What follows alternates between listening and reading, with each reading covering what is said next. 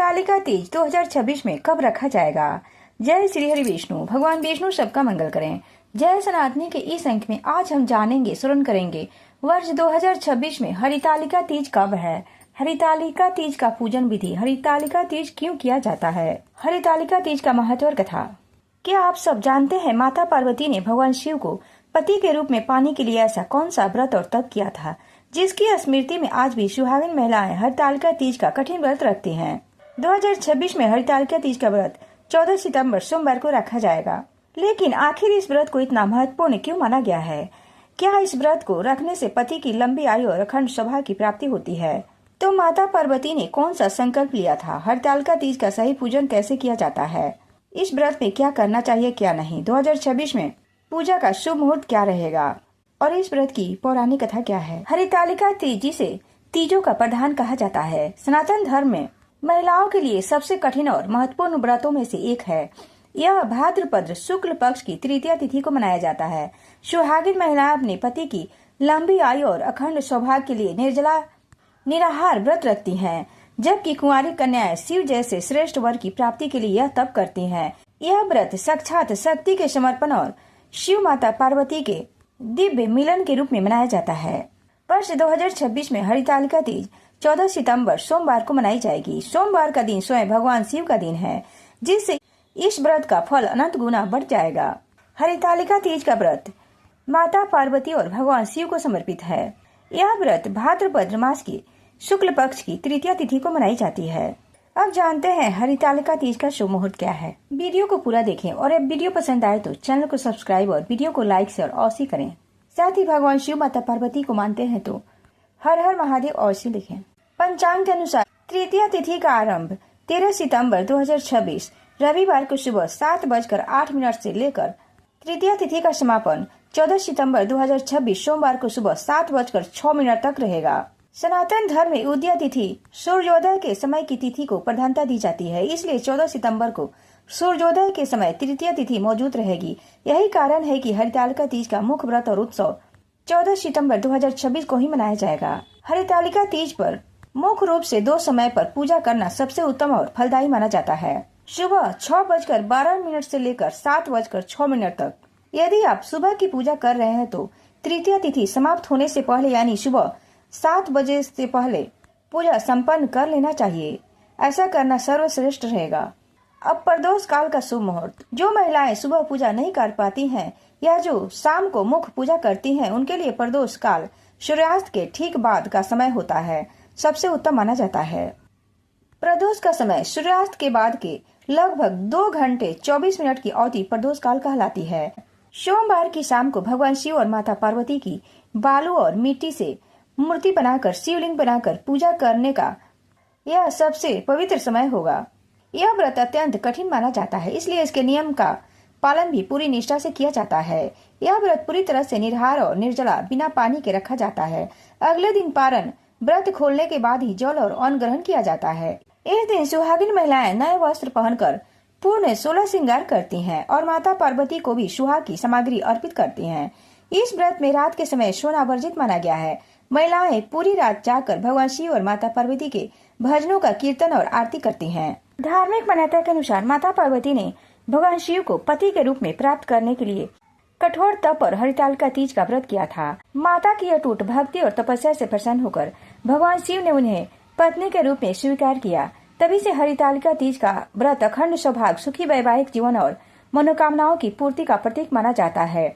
महिलाएं यह व्रत अपने पति के मंगल कामना और सुख समृद्धि के लिए रखती हैं। हरितालिका तीज को सुहागिन महिलाओं के प्रमुख व्रतों में से सबसे उत्तम व्रत माना जाता है। महिलाएं इस दिन पारंपरिक रूप से श्रृंगार करती हैं, मेहंदी लगाती हैं और भगवान शिव माता पार्वती की पूजन करती हैं और निर्जला उपवास रखती हैं। धार्मिक मान्यता है कि श्रद्धा और नियम पूर्वक हरितालिका तीज का व्रत करने से वैवाहिक जीवन में सुख शांति बनी रहती है और पति की दीर्घायु की कामना पूर्ण होती है, पति की उम्र लंबी होती है। हरितालिका तीज केवल सुहागिन महिलाओं के लिए ही महत्वपूर्ण नहीं है, अविवाहित कन्याएं भी भगवान शिव और माता पार्वती की पूजा करती हैं। धार्मिक मान्यता के अनुसार माता पार्वती की तरह तप और भक्ति के साथ इस व्रत को करने से योग एवं मनचाहा जीवन साथी मिलने का आशीर्वाद प्राप्त होता है। अब जानते हैं हरितालिका तीज की पूजन विधि। सबसे पहले सुबह स्नान करके साफ और नए वस्त्र पहने वस्त्र लाल या पीले या हरे रंग के ही पहने। शुभ मुहूर्त में चौकी पर पीला या लाल कपड़ा बिछाएं। अपने हाथों से शुद्ध मिट्टी या बालू मिला मिट्टी से भगवान शिव का पार्थिव शिवलिंग बनाएं। साथ ही माता पार्वती और गणेश जी की प्रतिमाएं भी बनाएं और उन्हें चौकी पर स्थापित करें। सबसे पहले घी का दीपक और धूप जलाएं। जल, पंचामृत, दूध, दही, शहद और शक्कर से स्नान कराएं। माता पार्वती को सुहाग की सामग्री बिंदी, चूड़ी, सिंदूर, महावर, चुनरी आदि अर्पित करें तथा भगवान शिव को वस्त्र, धोती, अंगोछा या कलावा चढ़ाएं। फिर भगवान को रोली, चंदन, अक्षत, चावल और बेलपत्र, धतूर, शमी के पत्ता भगवान शिव को अर्पित करें। इसके बाद मिठाई और फलों का भोग लगाएं। हरितालिका तीज में सावा के सत्तू का विशेष महत्व होता है, इसलिए पूजन सामग्री में सावा का सत्तू अवश्य शामिल करें और भगवान को अर्पित करें। फिर पूजन के बाद आरती करें और उसके बाद हरितालिका तीज की व्रत का कथा सुने। कथा सुनने के बाद सुबह दूसरे दिन फिर सुबह उठकर पूजन पाठन करके माता पार्वती को सिंदूर लगाएं और उसके बाद सुहाग सामग्री का दान करें। फिर व्रत का पारण करें। सुहाग सामग्री और अन्न का दान पारण के दिन करना बेहद शुभ माना जाता है। हरितालिका तीज का पूजन हो सके तो किसी योग्य ब्राह्मण को बुलाकर ही करवाएं। फिर सुबह में पार्थिव शिवलिंग का विसर्जन करने के बाद ब्राह्मण को बुलाकर सारी सामग्रियों को उन्हें दान में दे दें और ब्राह्मण को भोजन कराएं। उसके बाद स्वयं पारण करें। ऐसा करने से भगवान शिव, माता पार्वती का पूर्ण आशीर्वाद मिलता है। सुनते हैं हरितालिका तीज की व्रत कथा। एक बार भगवान शिव ने माता पार्वती को उनके पूर्व जन्म का स्मरण कराने के उद्देश्य से इस व्रत के महात्म्य की कथा कही थी। श्री भोले शंकर बोले, हे गौरी, पर्वतराज हिमालय पर स्थित गंगा के तट पर तुमने अपनी बाल्यावस्था में 12 वर्षों तक अधोमुखी होकर घोर तप किया था। इतनी अवधि में तुमने अन्न न खाकर पेड़ों के सूखे पत्ते चबाकर व्यतीत किए। माघ की विकराल शीतलता में तुमने निरंतर जल में प्रवेश करके तप किया। बैसाखी जला देने वाली गर्मी में तुमने पंचांगनी से शरीर को तपाया। श्रवण की मूसलाधार वर्षा में खुले आसमान के नीचे बिना अन्न जल ग्रहण किए समय व्यतीत किया। तुम्हारा पिता तुम्हारी कष्ट का साथ तपस्या को देखकर बड़े दुखी होते थे। उन्हें बड़ा क्लेश होता था। तब एक दिन तुम्हारी तपस्या तथा पिता के क्लेश को देखकर नारद जी तुम्हारे घर पधारे। तुम्हारे पिता ने हृदय से अतिथि सत्कार करके उनके आने का कारण पूछा। नारद जी ने कहा, गिरिराज, भगवान विष्णु के भेजने पर मैं यहाँ उपस्थित हुआ हूँ। आपकी कन्या ने बड़ा कठोर तप किया है। इससे प्रसन्न होकर वे आपकी पुत्री से विवाह करना चाहते हैं। इस संदर्भ में आपकी राय जानना चाहता हूँ। नारद जी की बात सुनकर गिरिराज गदगद हो उठे। उनके तो जैसे सारे क्लेश दूर हो गए। प्रसन्न चित्त से वे बोले, श्रीमान, यदि स्वयं विष्णु भगवान मेरी कन्या का वरण करना चाहते हैं तो भला मुझे क्या आपत्ति हो सकती है। वे तो साक्षात ब्रह्मा है। हे ऋषि, यह तो हर पिता की इच्छा होती है कि उसकी पुत्री सुख संपदा से युक्त पति के घर की लक्ष्मी बने। पिता की सार्थकता इसी में है कि पति के घर जाकर उसकी पुत्री पिता के घर से अधिक सुखी रहे। तुम्हारे पिता की स्वीकृति पाकर नारद जी भगवान विष्णु के पास गए और उनसे तुम्हारे ब्याह के निश्चित होने का समाचार सुनाया। मगर इस विवाह संबंध की बात जब तुम्हारे कान में पड़ी तो तुम्हारे दुख का ठिकाना न रहा। तुम्हारी एक सखी ने तुम्हारी इस मानसिक दशा को समझ लिया और उसने तुमसे विक्षिप्तता का कारण जानना चाहा। तब तुमने बताया, मैंने सच्चे हृदय से भगवान शिव शंकर का वरण किया है, किंतु मेरे पिता ने मेरा विवाह विष्णु भगवान से निश्चित कर दिया है। मैं विचित्र धर्म संकट में हूँ। अब क्या करूँ? प्राण छोड़ देने के अतिरिक्त अब कोई उपाय शेष नहीं बचा है। तुम्हारी सखी बड़ा ही समझदार और सूझबूझ वाली थी। उसने कहा, सखी, प्राण त्यागने का इसमें कारण ही क्या है? संकट के मौके पर धैर्य से काम लेना चाहिए। नारी के जीवन की सार्थकता इसी में है कि पति रूप में हृदय में जिसे एक बार स्वीकार कर लिया जाए, जीवन पर्यंत उसी से निर्वाह करें। सच्ची आस्था और एक निष्ठा के समक्ष तो ईश्वर को भी समर्पण करना पड़ता है। मैं तुम्हें घनघोर जंगल में ले चलती हूँ, जो साधना स्थली भी हो, और जहाँ तुम्हारे पिता तुम्हें खोज भी न पाए, वहाँ तुम साधना में लीन हो जाना। मुझे विश्वास है कि ईश्वर तुम्हारी सहायता अवश्य करेंगे। तुमने ऐसा ही किया। तुम्हारे पिता तुम्हें घर पर न पाकर बड़े दुखी तथा चिंतित हुए। वो सोचने लगे कि तुम जाने कहाँ चली गई। मैं विष्णु जी से उसका विवाह करने का प्रण कर चुका हूँ। यदि भगवान विष्णु बरात लेकर आ गए और कन्या घर पर न हुई तो बड़ा अपमान होगा। मैं तो वहाँ मुंह दिखाने के योग भी नहीं रहूंगा। यही सब सोचकर गिरिराज ने जोर शोर से तुम्हारी खोज शुरू करवा दी। इधर तुम्हारी खोज होती रही और उधर तुम अपनी सखी के साथ नदी के तट पर एक गुफा में मेरी आराधना में लीन थी। भाद्रपद शुक्ल तृतीया को हस्त नक्षत्र था। उस दिन तुमने रेत के शिवलिंग का निर्माण करके व्रत किया। रात भर मेरी स्तुति के गीत गाकर जागी। तुम्हारे इस कष्ट साध तपस्या के प्रभाव से मेरा आसन डोलने लगा।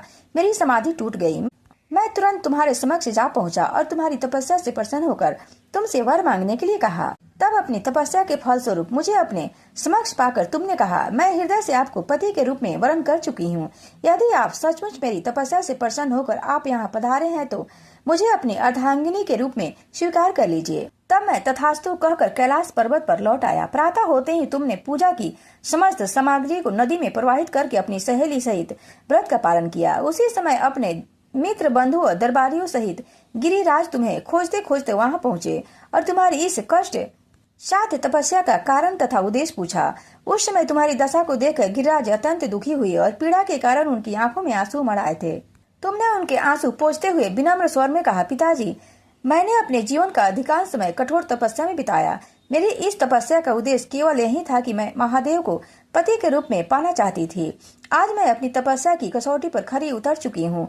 आप क्योंकि विष्णु जी से मेरा विवाह करने का निर्णय ले चुके थे, इसलिए मैंने अपने आराध्य की खोज में घर छोड़कर चली आई। अब मैं आपके साथ इसी शर्त पर जाऊंगी कि मेरा विवाह विष्णु जी से न करके महादेव जी से करेंगे। गिरिराज मान गए और तुम्हें घर ले गए। कुछ समय के पश्चात शास्त्रोक्त विधि विधान पूर्वक उन्होंने हम दोनों को विवाह सूत्र में बांध दिया। हे पार्वती, भाद्रपद की शुक्ल पक्ष तृतीया को तुमने मेरी आराधना करके जो व्रत किया था, उसी के फल स्वरूप तुमने मुझे पति के रूप में पाया और मेरा तुमसे विवाह हो सका। इसका महत्व यह है कि मैं इस व्रत को करने वाली कुंवारी कन्याओं को मनवांछित फल देता हूँ। इसलिए सौभाग्य की इच्छा करने वाली प्रत्येक युवती को यह व्रत पूरी निष्ठा तथा आस्था के साथ करना चाहिए। हर हर महादेव। पार्वती पते नमः।